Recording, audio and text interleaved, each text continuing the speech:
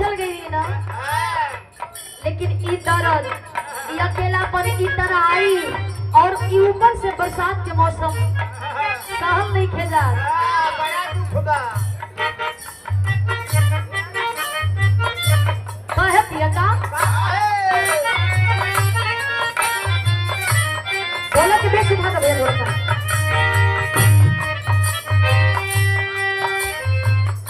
दारना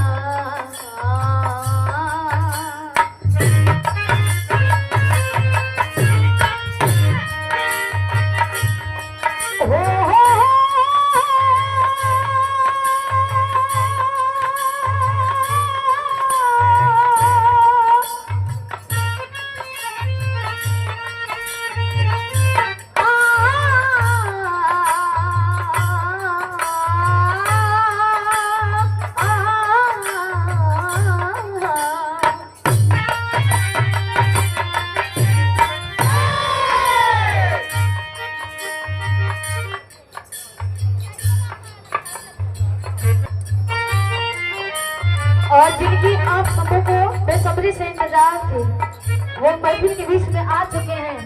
एक बार जोरदार तालियों से सम्मान करेंगे गुरु जी का, ताली बजा करके आप लोग सम्मान करेंगे। क्या बात है वाह।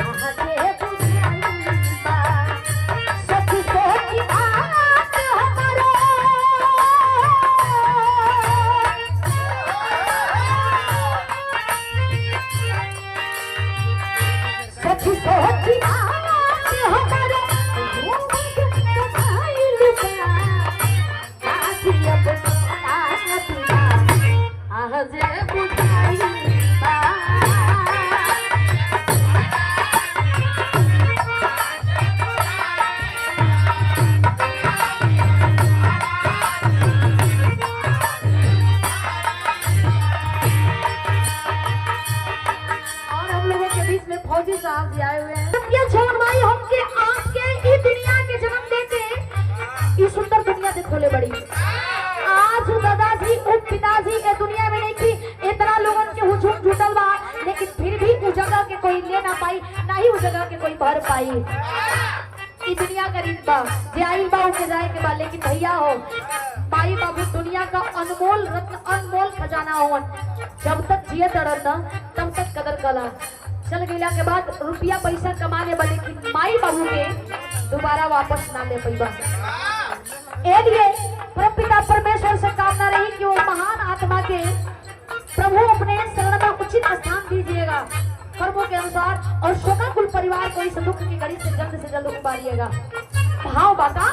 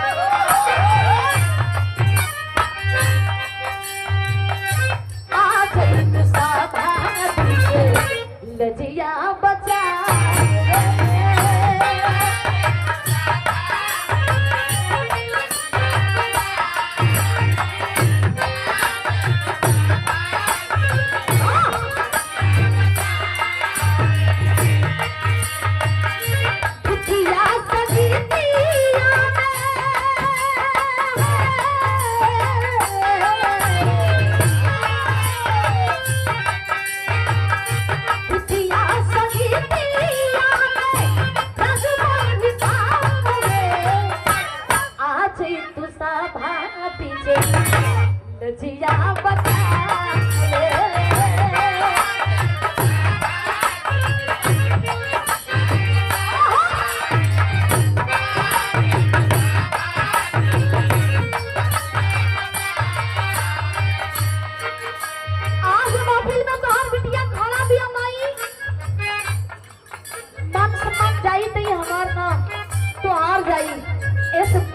बचावे कोई बताओ जला माँ और पिता और गुरु तीन लोग हमेशा महान होते हैं। इनका दर्जा भगवान से भी ऊंचा दिया जाता है।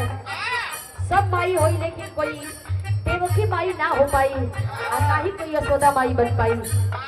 बारे माई अपने गर्भ अपने कोख में 9 महीना धो के खून पसीना कतरा कतरा से सींच के हर पीड़ा हर दर्द के सह के ये दुनिया दिखावे नहीं। ऐसे कहा जला कि माई से हमन के संस्कार मिलेला। यही से माई प्रथम गुरु और प्रथम पाठशाला कहानी।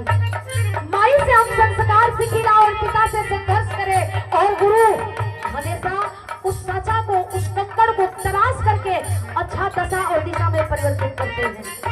है माँ पिता और गुरु जी। एक लाइन बिटिया कहते ना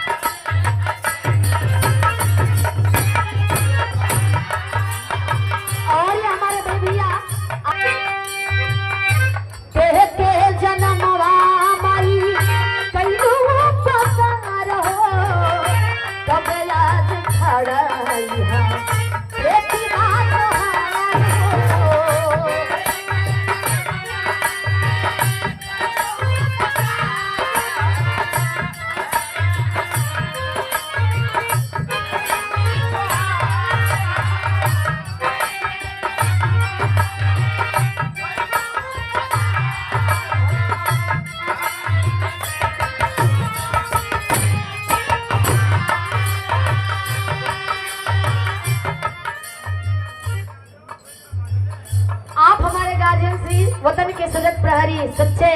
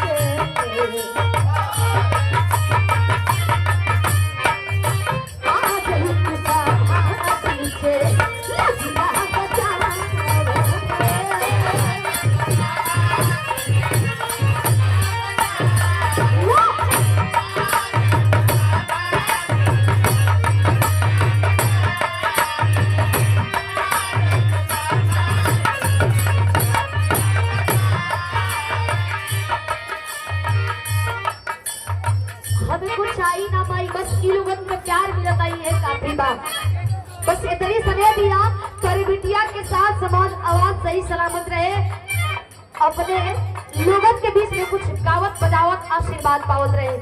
हम कोनो बड़ा कलाकार ना आई माई, ई लोगन के आशीर्वाद मिलेला, ई लोगन से भीख मिलेला, तो तोहर बिटिया कुछ गा बजा के सुना पावेले और कहाँ इसे मुमकिन बा। आखिरी बंद नंबरे वंदना दुका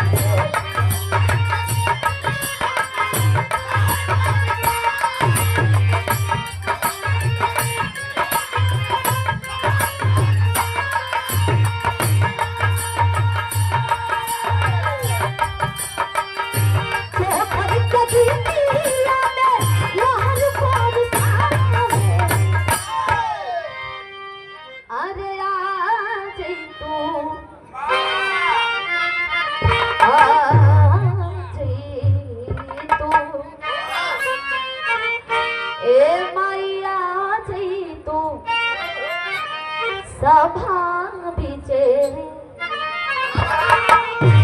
आज लजिया बचा